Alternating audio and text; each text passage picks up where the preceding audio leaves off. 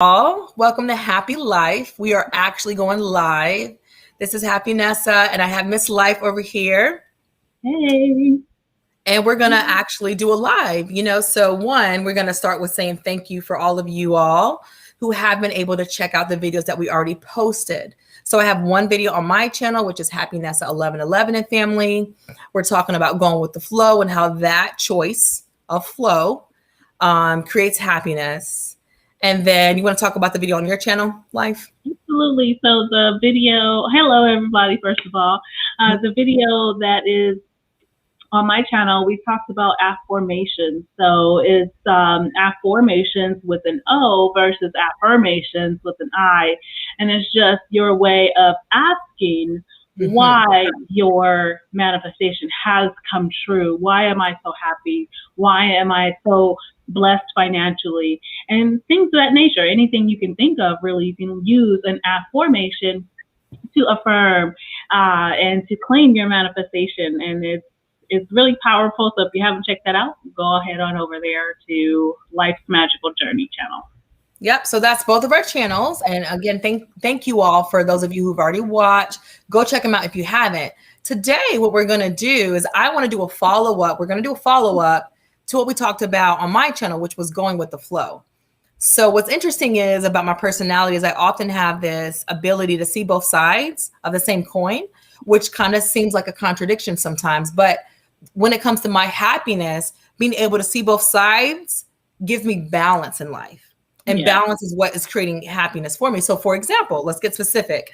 So specifically speaking, when I talked about flow, we talked about flow from the perspective that when you're so committed to your plan and you're so focused on something happening a certain way and in a certain time frame, that you're so committed to your plan that you're actually not in flow. You're not surrendering to what God or whatever is trying to present itself.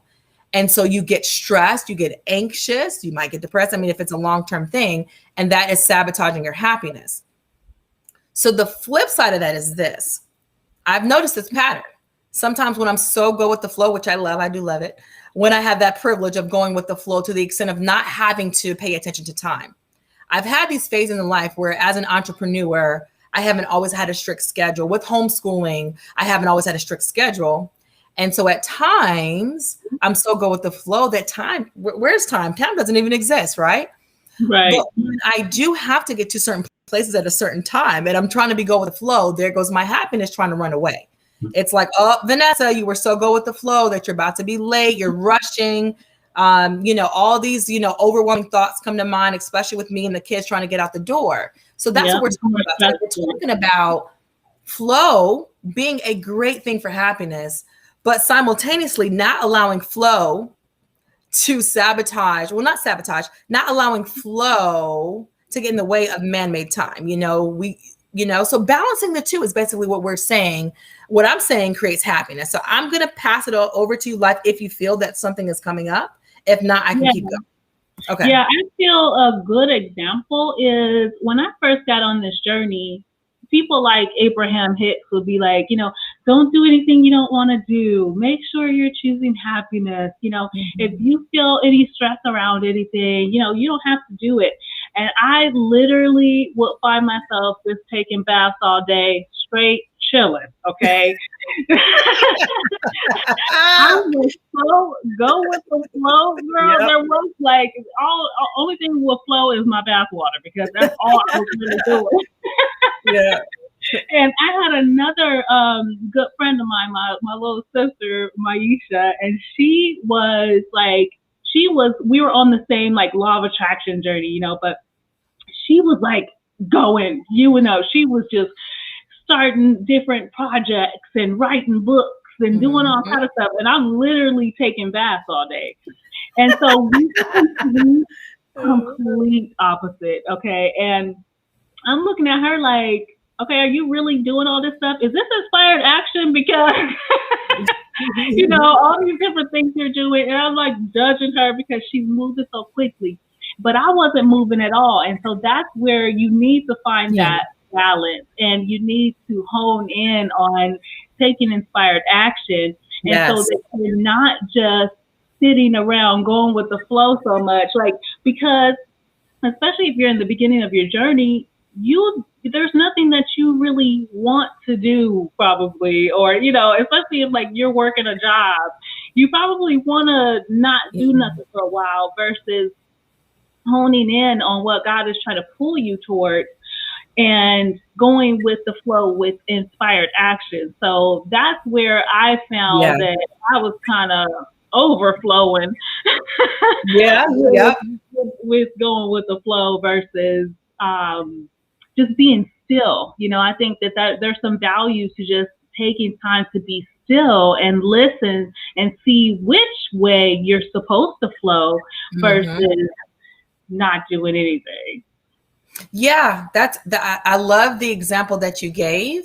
And again, what I like to talk about with happiness is not to really label things as right and wrong. Like maybe there is a phase where taking baths all day for a week or two, or even longer, maybe that's exactly what you need for that stage of your life, or whatever happened, to have the happiness, the genuine and authentic happiness.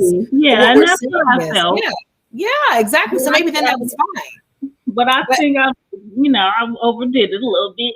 Yeah, but it's okay. Exactly. So flow is interesting when you think about that delicate balance between really paying attention to things that are constantly coming up and sometimes going with it. And again, when you don't have that privilege to maybe not look at time and allow time to serve you. When I have looked at a lot of people, friends, people of all connections, money, relationships to me, and time are the three things that I feel I've noticed can create a lot of challenges with people's happiness. So the reason why we're bringing this topic up again is because flow and time is something that you have a choice over, right? We're choosing happiness. We're choosing to surrender to flow. We are choosing to allow time to serve us. We are not victims and, to time. It feels that way. That's been one of the biggest things that I have felt in the past, overpowered by its time. Like, oh my gosh, there's never enough time. And that was taught, right? Yeah. I learned that from everyone, my parents. I learned that from family members, from teachers, overwhelmed. We learned that. So then once you realize it's a learned behavior, then you have a choice. And that's how flow and time and things of this nature can work to your advantage when it comes to choosing happiness. So I know we could talk more, but I think I'm going to wrap it up. If you're okay, but also if you have something else like that you want to say, we still have a couple minutes. I would just say I feel complete, but I'm going to turn it back over to you if you have anything else that you want to add to it. No, I would just say I do want to mention quickly meditation. I really feel that things like meditation and honing in on your intuition, being able to better use your intuition will help you with finding flow. Because sometimes if we're trying to think our way through it with our ego mind, or the subconscious mind, which is just throwing out thoughts and you're kind of all over the place, versus being more in tune with your inner being and being guided towards the path of least resistance for you, that's when you find flow. And so I just want to mention that briefly.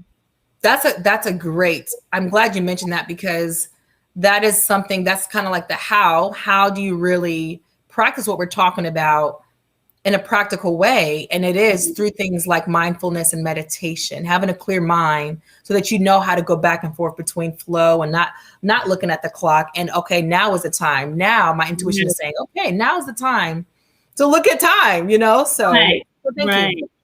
So thank you all for watching. This was our very first live. So this was special. Our very first live of Happy Life.